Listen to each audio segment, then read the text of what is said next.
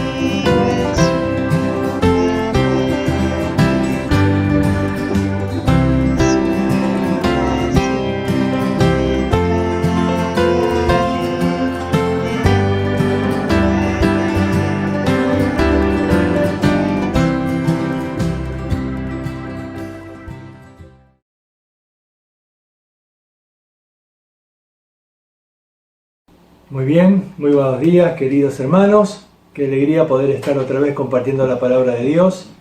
Y quién sabe, ¿no? Hasta cuándo seguimos de esta manera. Pero qué bueno es que podamos tener este tiempo para estudiar su palabra. Cuánto necesitamos de su palabra en este tiempo. Por eso les invito a orar y pedir la bendición de Dios. Señor, te damos gracias por tu palabra y porque podemos tener este medio para comunicarla. Y mi ruego es que tu Santo Espíritu obre en nuestros corazones, porque necesitamos oír tu voz.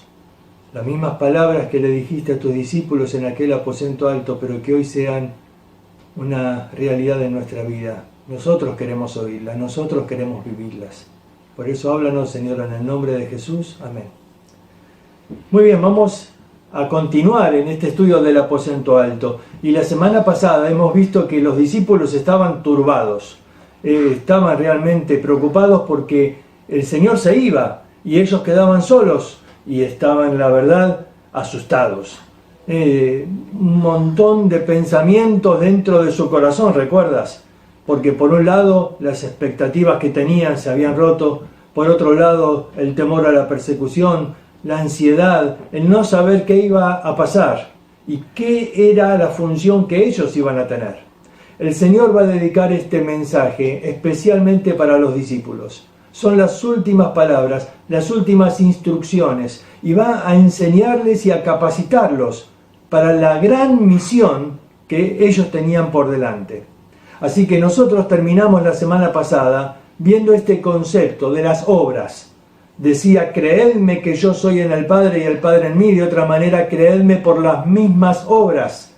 De cierto os digo, el que en mí cree, las obras que yo hago, él las hará también, y aún mayores hará.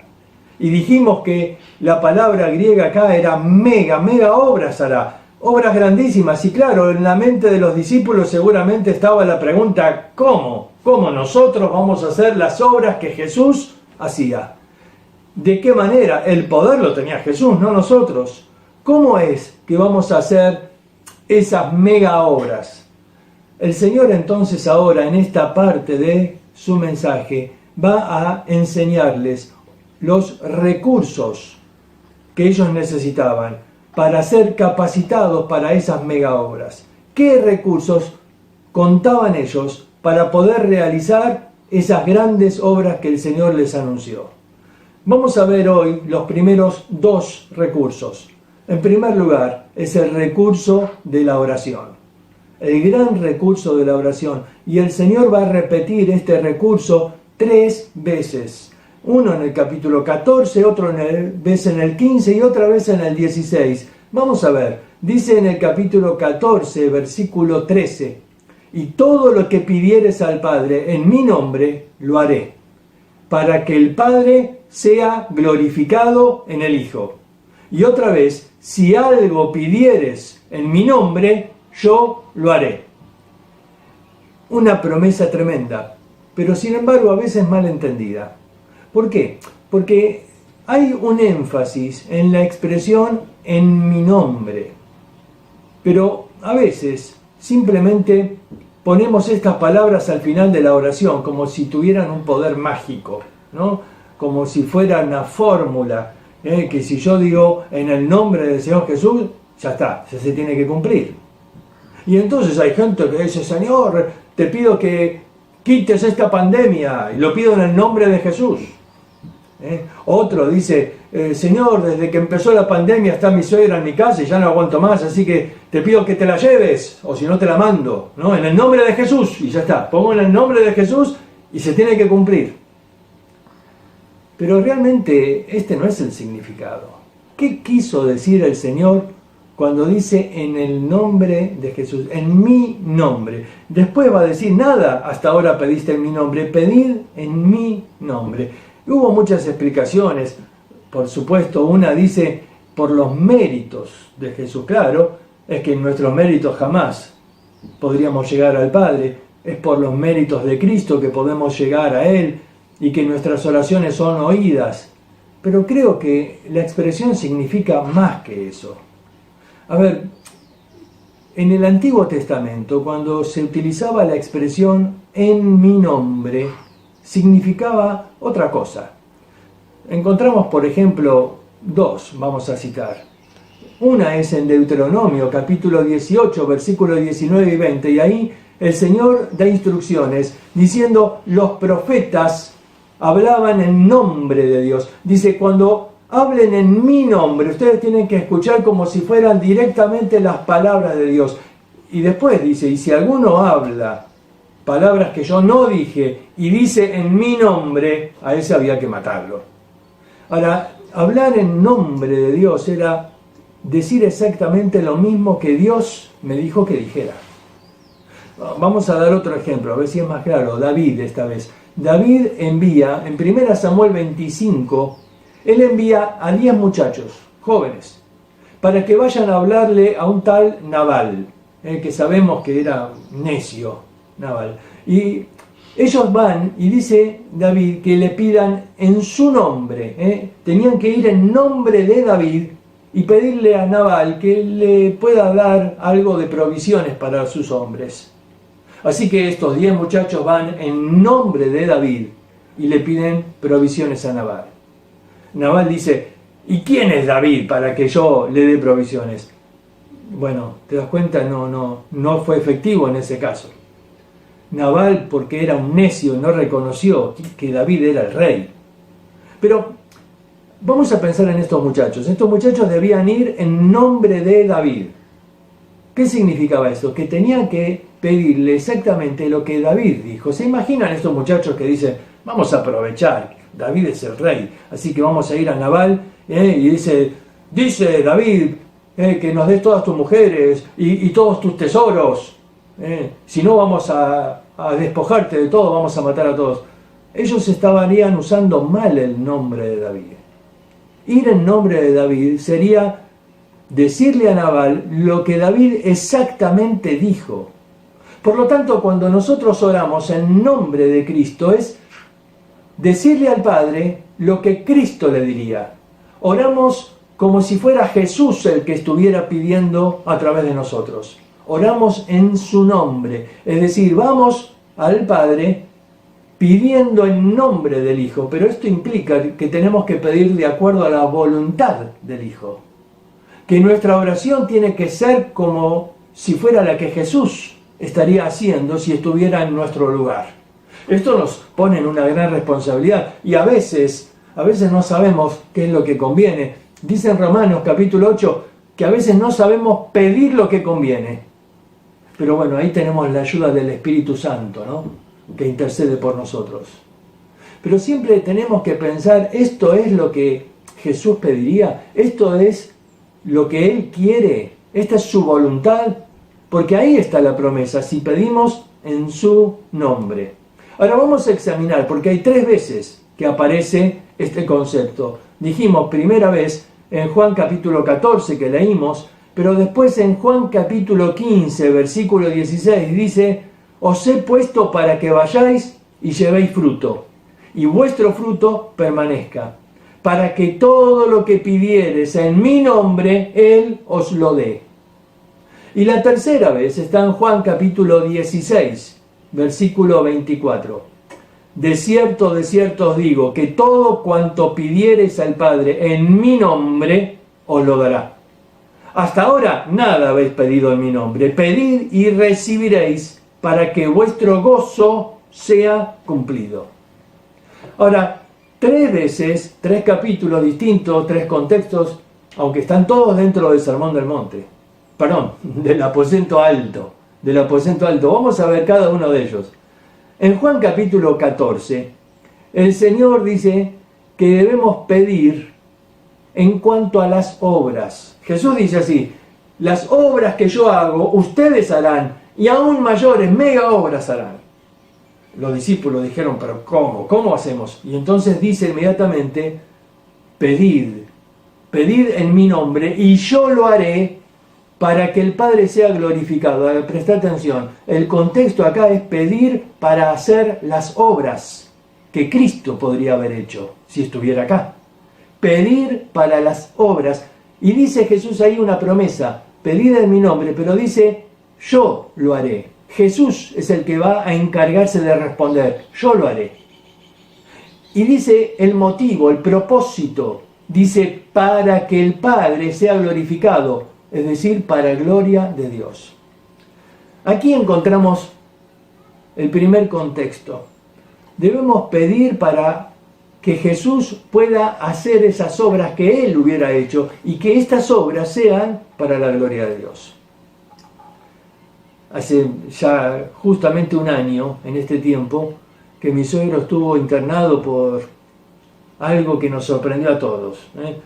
Una gran piedra que atravesó su intestino, el duodeno, y de pronto su vida estaba en peligro. Hicieron una operación muy riesgosa. Y luego estuvo muchos días, creo que fueron unos 15 días en terapia intensiva, en coma inducido. Así que íbamos a verlo todos los días. Y claro, cada vez que estábamos con él ahí, orábamos. Y había personas, claro, ahí en esa terapia intensiva habría 10, 12 personas.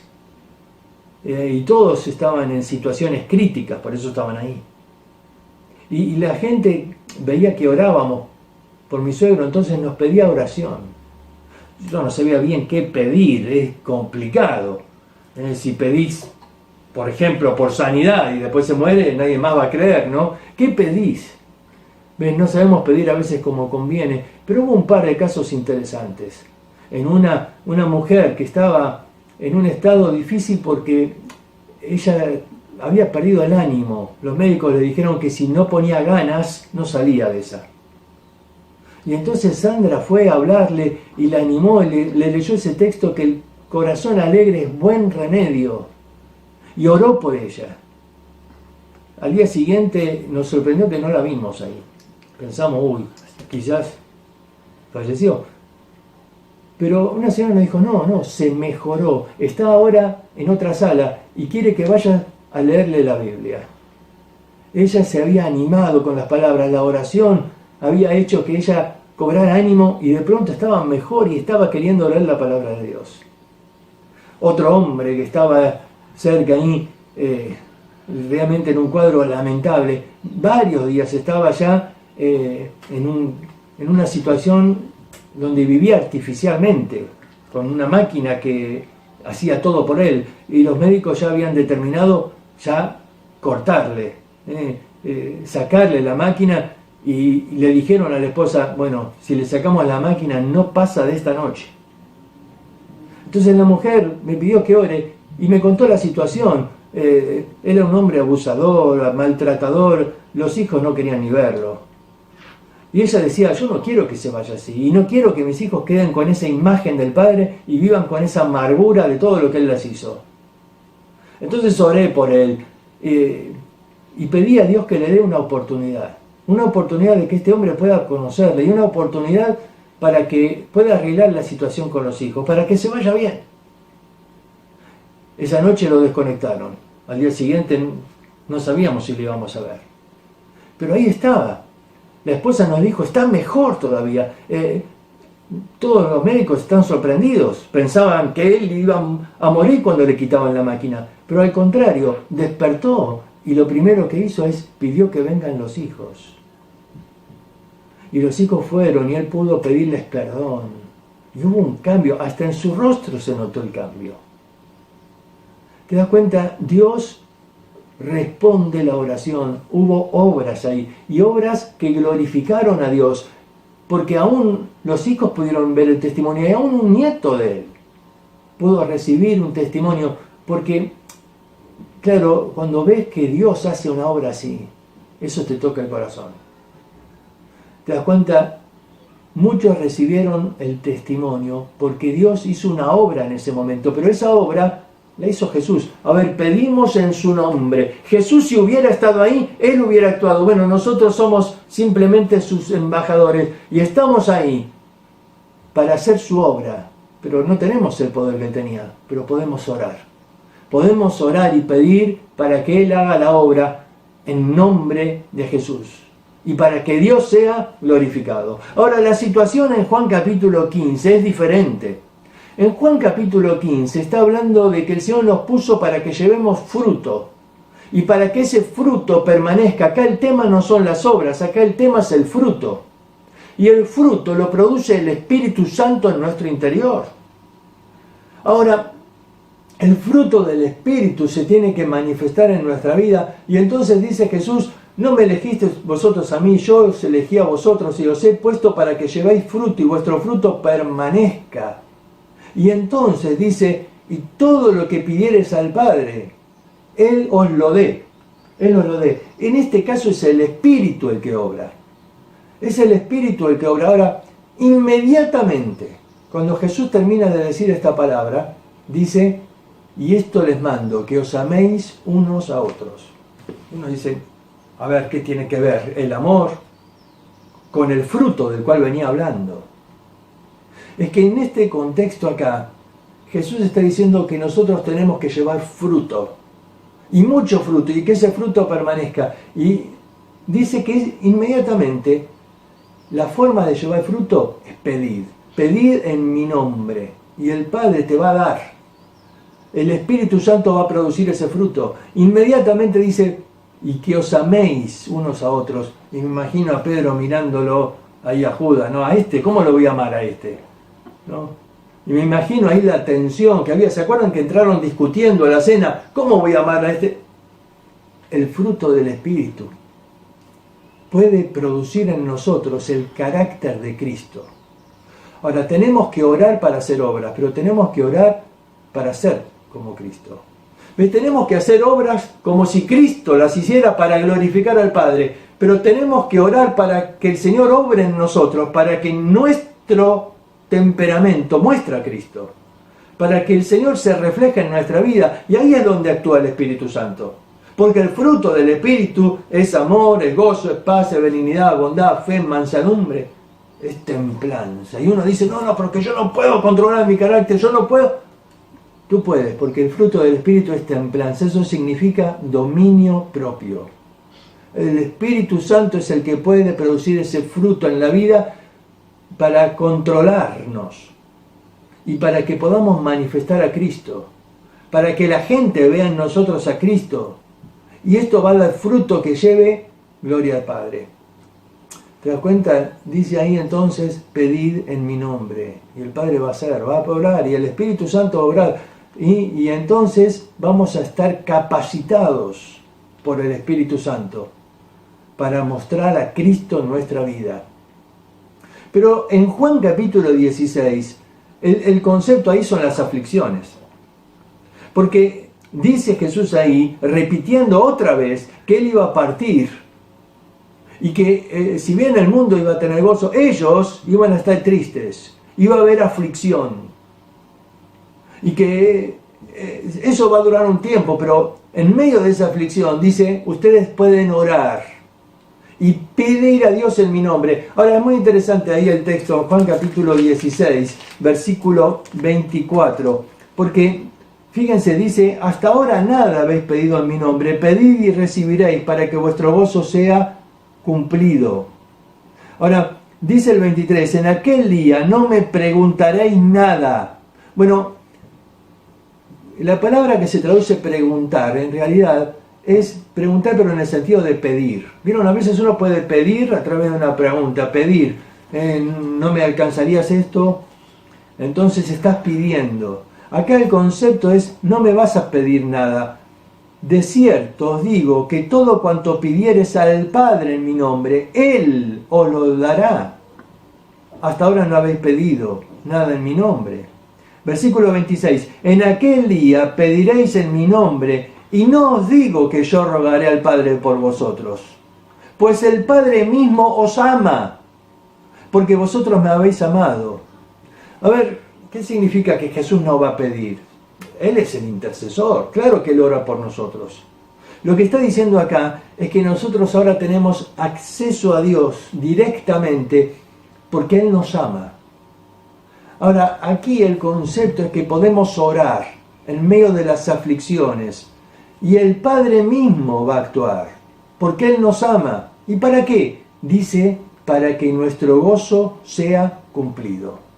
Para que nuestro gozo sea cumplido. Ahora, primero tenemos que orar para hacer obras que glorifiquen a Dios. Y Jesús mismo dice, yo me encargo, yo las voy a hacer. Segundo, tenemos que orar para producir el fruto del Espíritu, para representar a Cristo en nuestra vida. Y pedir en mi nombre, dice, y el Padre te va a dar, te va a capacitar, el Espíritu Santo va a producir. Y va a producir ese amor que necesitas para amar a otros. ¿Ves?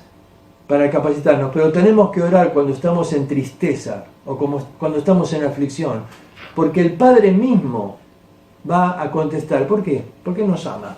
Ahora, cuando un padre ve a sus hijos tristes, quiere hacer algo para alegrarlos. Quiere proveerles algo. Ahora el niño puede pedir cosas y el padre dice, no, esto no. Y el padre por ahí está haciendo el asado, ¿no? Y está haciendo el fuego, y vieron que a veces está húmedo y no prende, y a veces tiramos un poquito de nafta, ¿no? Y el fuego hace... Y el nene dice, ¡qué lindo, papá! Yo también quiero, dame nafta, dame que yo también quiero tirar. No, hijo, no, porque se nos quemaría todo, ¿no? ¿Ves? Por más que el niño llore y pida, no le darías nafta para que tire al fuego. ¿Por qué? Porque lo amás. Y porque lo amás, solo vas a darle aquello que sabés va a ser bueno para su vida. Por eso nosotros a veces vamos pidiendo a Dios cosas y Dios nos dice, no te las doy, ¿sabés por qué? Porque te amo. Y esto que me estás pidiendo no es lo que necesitas. Esto que estás pidiendo no va a ser bueno para tu vida. Claro, nosotros pensamos que es bueno. Jesús dijo, ¿quién de ustedes, si tu hijo te pide un huevo, le da un escorpión? A ver, no. Bueno, si ustedes saben dar buenas dádivas a sus hijos, ¿cuánto más Dios va a darles lo que es bueno? Y el Padre que nos ama quiere darnos lo que necesitamos para que nuestro gozo sea cumplido. Él nos quiere ver gozosos, claro. Como todo padre quiere ver gozosos a sus hijos. Ahora, a veces el padre le tiene que dar a su hijo un jarabe de esos horribles. Y se lo tiene que dar. No dice, pero no quiere que esté gozoso. Sí, pero él va a tener gozo cuando está bien. Cuando está bien. Si está enfermo no va a tener gozo. Y esto es necesario. Y Dios permite cosas que a veces nos quitan el gozo, pero son necesarias. Sin embargo, en medio de la aflicción podemos orar. Qué recurso maravilloso el Señor nos dio, la oración. Creo que todavía ninguno de nosotros ha descubierto el potencial que hay encerrado en la oración. Porque, fíjense, en estos 3 veces que aparece, vemos que la oración puede mover a la Trinidad. Y que el mismo Jesús actúa en respuesta a la oración, y el Espíritu actúa en respuesta a la oración, y el Padre actúa en respuesta a la oración. La oración es un recurso que creo que los creyentes están desperdiciando. Oramos simplemente cuando tenemos alguna necesidad y oramos conforme a nuestra voluntad. Y pocas veces oramos pensando qué es lo que pediría Jesús si estuviera en mi lugar. ¿Qué es lo que Él oraría? ¿Qué es aquello que estaba en el corazón de Jesús? ¿Qué era lo que Él se sentía movido a clamar al Padre? Porque yo tengo que orar como Jesús, en el nombre de Jesús. Eso significa en el nombre, como si fuera Jesús orando. Pedir al Padre en el nombre de Jesús. Pero tenemos que ir al segundo recurso. No solamente la oración es el primer recurso, sino también el Espíritu Santo. El Espíritu Santo. Y entonces ahí en Juan capítulo 14 va Jesús a decir en el versículo 16, y yo rogaré al Padre y os dará otro consolador para que esté con vosotros para siempre. El Espíritu de verdad, el cual el mundo no puede recibir, porque no le ve ni le conoce. Pero vosotros le conocéis, porque mora con vosotros y estará en vosotros. Ahora Jesús va a enseñar del Espíritu Santo con una claridad como en pocos otros lugares de la Escritura. Y en este momento al Espíritu Santo Él lo llama el Paracletos. Paracletos, claro, se ha traducido consolador. Y quizás no es la mejor palabra. Consolador no encierra todo el significado que el Espíritu Santo es para nosotros. El Consolador, a ver, el Paracleto, vamos a ver. En primer lugar tenemos que marcar una palabrita antes de Consolador, y es la palabra otro. Dice, os dará otro Consolador. En griego hay dos palabras que se pueden traducir otro. En primer lugar, la palabra heteros, de donde viene heterogéneo. Esa palabra se usa, por ejemplo, Hebreos 7:11, y está hablando ahí de otro pacto, diferente, otro. A ver, la palabra otro, cuando es heteros, es otro distinto. Pero la palabra que usa acá no es heteros, sino es la palabra alios. Y esta palabra significa otro de la misma especie. Jesús dice acá, yo rogaré al Padre y os dará otro Consolador, es decir, otro de la misma especie, otro como yo, alguien que va a reemplazarme. Y luego en el capítulo 16 va a decir, os conviene que yo me vaya. Porque a ver, Jesús no podría estar al lado de cada creyente en todo el mundo. Su cuerpo físico lo limitaba en un lugar, pero el Espíritu Santo puede estar en todos nosotros. Y Él dice, Él va a hacer lo que yo hice en este tiempo, otro como yo. Él les va a enseñar, Él les va a capacitar. A ver, ¿qué significa esta expresión consolador? ¿Qué era el Paracletos? Vamos a pensar, el Paracletos significa alguien llamado a mi lado. Viene de la palabra para, que es al lado, y kletos, llamado. Ahora, tenía muchos usos en aquella época. Jesús es llamado Paracletos en 1 Juan 2:1, cuando se lo traduce abogado. Abogado tenemos para con el Padre. El Paracleto era alguien que estaba al lado del acusado para defenderlo. Pero esa no es función del Espíritu Santo. Él no está aquí para defendernos. Eso es función de Jesús, en el cielo, delante del Padre. Pero ¿y el Espíritu Santo? Bueno, es alguien que está llamado a nuestro lado para ayudar, para capacitar, para animar y para fortalecer. Quizás estas 4 palabras son las que mejor describen. Alguien que está a nuestro lado para ayudar, para capacitar, para animar, para fortalecer. Vamos a ver este ejemplo. Cuando un niño aprende a caminar, ¿no? Muchas veces se cae. Claro, son torpes cuando comienzan a caminar. Les cuesta controlar los movimientos, les cuesta pararse nuevamente. Y entonces, ¿qué necesita el niño? Que el padre venga y lo ayude a dar esos primeros pasos. Ahí está el Paracleto. Viene a su lado para sostenerlo, para ayudarlo a dar esos primeros pasos. ¿Te das cuenta? El Paracleto, el que viene a nuestro lado para ayudarnos a caminar, para capacitarnos, para sostenernos. Mira, nosotros encontramos que en la vida cristiana tenemos órdenes que nos cuestan mucho. Hace un momento dijimos el ejemplo del amor. Nos cuesta amar como Jesús amó. No podemos amar a todos igual. Jesús dijo, sin embargo, este mandamiento te doy, que os améis unos a otros, pero no a tu manera, como yo os he amado. Y uno dice, pero Señor, me cuesta mucho. Pero el fruto del Espíritu es amor. ¿Ves? Él nos capacita para que podamos cumplir con la orden que nos dio el Señor. Vamos a ver otro ejemplo. Dice 1 Tesalonicenses, también os rogamos, hermanos, que seáis pacientes para con todos. ¿No te pasa que con alguien decís, pero Señor, a este ya no lo aguanto más, se me acabó la paciencia? Quizás se acabó tu paciencia, pero el fruto del Espíritu es paciencia. Es paciencia, ¿ves? Es la capacidad de soportar a personas que quizás nos la hacen difícil, ¿no? Pero el fruto del Espíritu es paciencia. Y dice también, por ejemplo, en Efesios 4:32, dice, antes sed benignos unos con otros, misericordiosos, perdonándonos unos a otros como también os perdonó a vosotros en Cristo. Ser benigno está relacionado aquí con el perdón, con un espíritu agradable, no con alguien con cara larga que te mira así con esa dureza o con ese rostro con amargura. No, ser benigno es alguien que te perdona, pero de tal manera que no te hace sentir mal. Y de pronto uno dice, me cuesta, bueno, pero el fruto del Espíritu es benignidad. Y así podríamos seguir con cada uno, ¿no?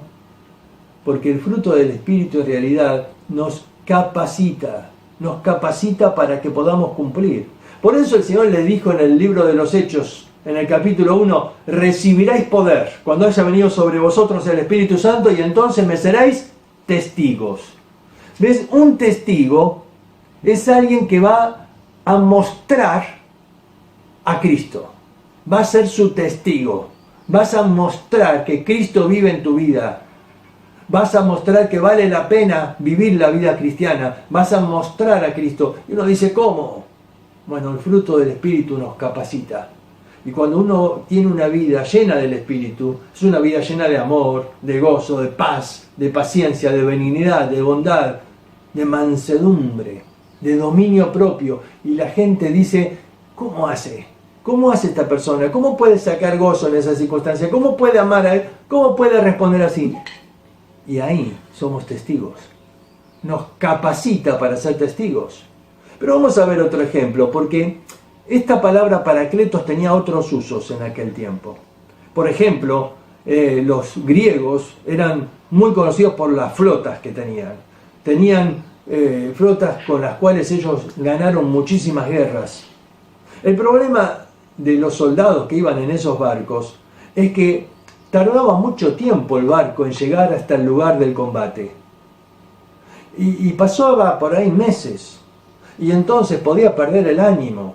En la guerra es fundamental que el soldado esté dispuesto a dar la vida por su país, por su familia. Pero a veces el tiempo hacía que se desanimen y no estaban por ahí listos para la guerra. Así que en esa flota los griegos tenían un barquito. Mirá, ¿ves este barquito? Es muy especial. Fíjate, este barquito tiene acá adelante el lugar para que se coloque una persona. Es como un púlpito en el agua. Un barquito chiquito que podría moverse y pararse y ponerse al lado de cada barco. Aquí colocaban a uno de los mejores oradores que ellos podían tener. Y el encargado de este orador llevaban este barquito, lo ponían al lado del otro gran barco donde iban los soldados. Y este orador los arengaba para la batalla. Les infundía ánimo para que puedan pelear y dar la vida.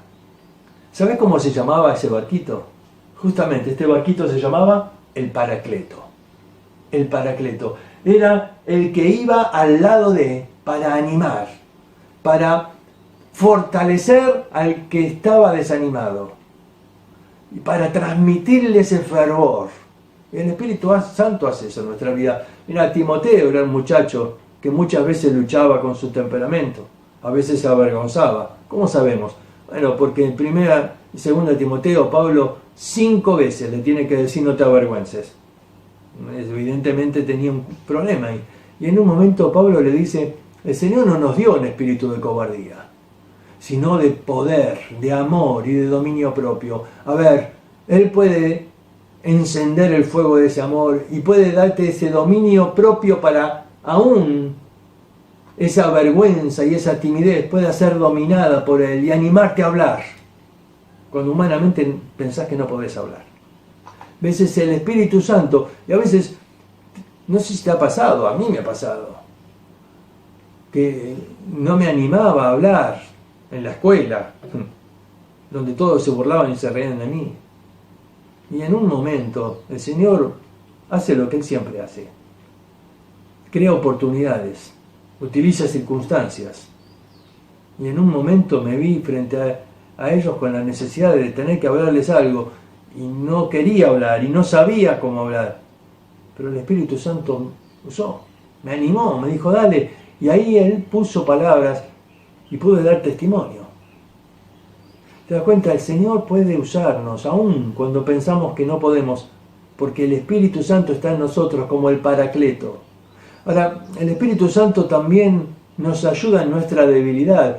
Encontramos en Romanos capítulo 7 a Pablo afligido porque decía, yo sé que en mí esto es en mi carne, no mora el bien. El querer el bien está en mí, pero no el hacerlo. No hago el bien que quiero, sino el mal que no quiero. Eso hago. Y ves, hay un conflicto a veces en el interior. Un conflicto. Y a veces el hombre no controla su temperamento, ¿no? Y respondió con una palabra fuerte, dura, y después se da cuenta que hizo daño, que esa palabra causó una herida. Y dice, yo no quería decir eso, yo no quería lastimar, yo no quería herir, pero lo terminás haciendo. Y uno se siente como Pablo ahí, miserable.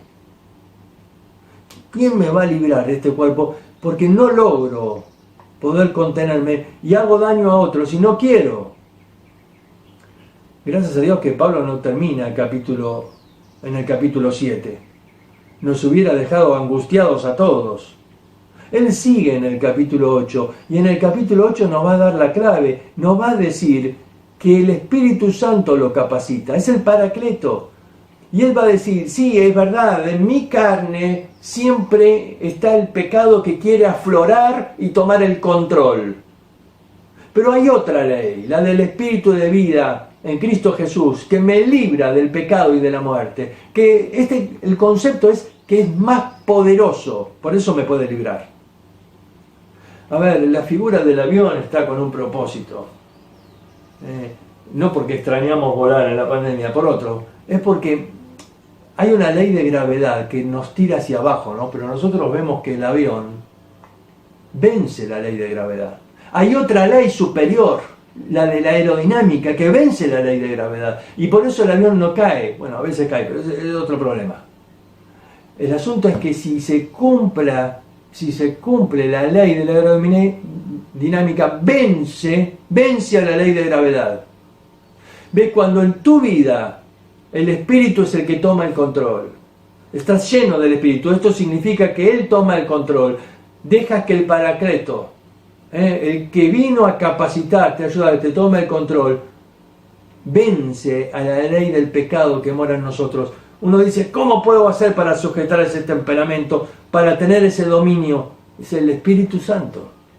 El Señor dice, yo no te dejé solo, no te abandoné, te dejé al Espíritu Santo para que te capacite, para que te controle, para que Él pueda reproducir el carácter de Cristo en tu vida.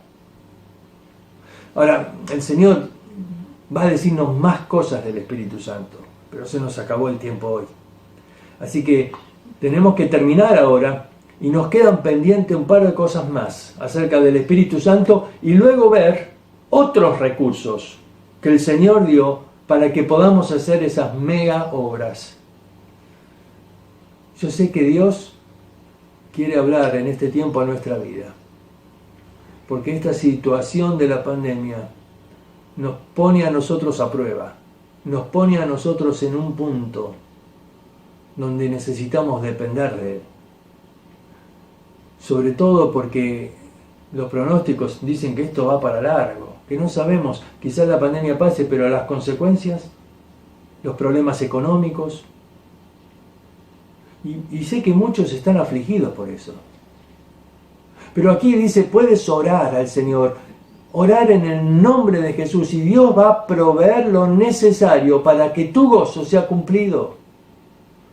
Que en este tiempo podamos recurrir a la oración de una manera mucho mayor a la que lo hicimos en el resto de nuestra vida antes. Porque el país va a vivir tiempos difíciles, pero en esos tiempos Dios puede obrar de una manera sobrenatural. Y tenemos que clamar al Señor, pedir al Señor que obre y que utilice todo esto para que muchos puedan venir a Cristo, para que muchos en su angustia busquen al Señor y para que nosotros podamos ser instrumentos en sus manos, para que podamos mostrar el amor de Cristo a otros. Que Dios les bendiga, oro por ustedes y para que esta palabra lleve fruto en sus corazones. Les mandamos un cariño y un abrazo aquí. Saludos. Bien, hermanos, damos gracias al Señor por su palabra que el siervo nos ha traído en esta tarde y bueno, contento, gozoso de poder recibirla, porque sabemos que que sin el alimento espiritual nuestra vida morirá espiritualmente. Así que cada uno de nosotros sabemos la importancia que tiene la palabra. Dice San Juan 10:17, solamente voy a leerlo. Mis ovejas oyen mi voz y yo las conozco y me siguen. En esta tarde hemos seguido atentamente la palabra de Dios. ¿Qué es lo que tenemos que hacer? Es ponerla por obra. Así que bueno, hermanos, contentos por estos momentos de escuchar la palabra y también gracias al siervo que nos ha traído el mensaje, ese mensaje de bendición para nuestras vidas. Terminemos con una oración. Padre bendito de los cielos, te damos gracias, Señor, por tu palabra que es viva, es eficaz, tu palabra que es el alimento para nuestras almas. Te damos gracias, Señor, porque tú, Señor, nos guías siempre a fuente de aguas de vida. Gracias, Señor, por estos momentos y lo dejamos todo en tus benditas manos, Señor, creyendo, Señor, de que tú estás con nosotros en todo momento, en todo lugar. Gracias, Padre, te damos por tu palabra. En el nombre del Señor Jesucristo. Amén y amén.